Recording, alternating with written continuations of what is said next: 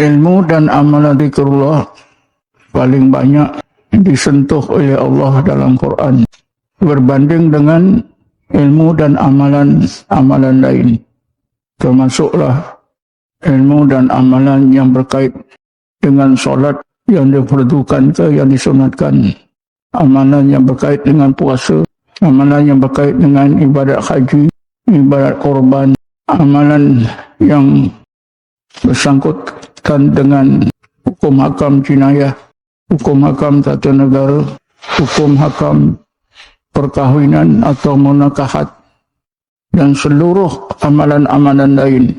Didapati amalan zikrullah paling banyak disentuh oleh Allah Subhanahu wa ta'ala di dalam Quran. Allah ada menyentuh tentang kewajipan berzikir, kelebihan berzikir.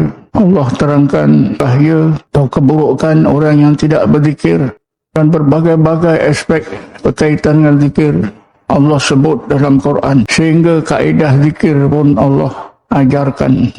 Dan itu ulama yang telah buat kajian tentang bagaimana Allah tekankan amalan zikir pada orang-orang mukmin, menyimpulkan bahawa ilmu dan amalan zikrullah lah yang paling banyak disebut oleh Allah dalam Quran, melebihi amalan-amalan yang lain. Zikrullah juga adalah merupakan amalan yang mula-mula disyariatkan di dalam Islam.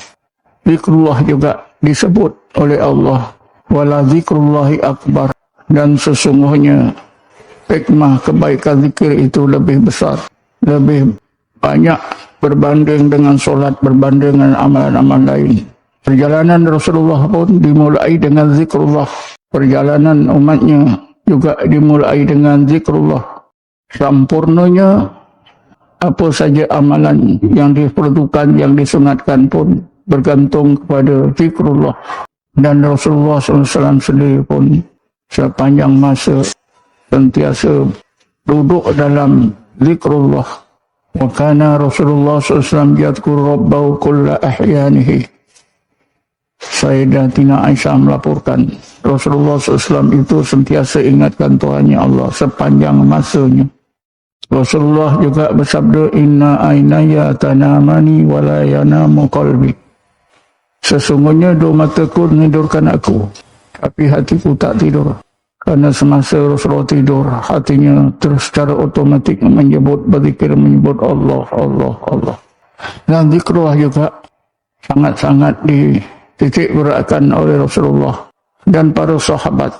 Amalan zikrullah itu amalan yang meluas, diamalkan oleh seluruh sahabat Nabi zaman Mekah, zaman Madinah, sehingga sesudah disyariatkan berbagai ibadat, solat, puasa, haji dan sebagainya, para sahabat tetap terus berzikir.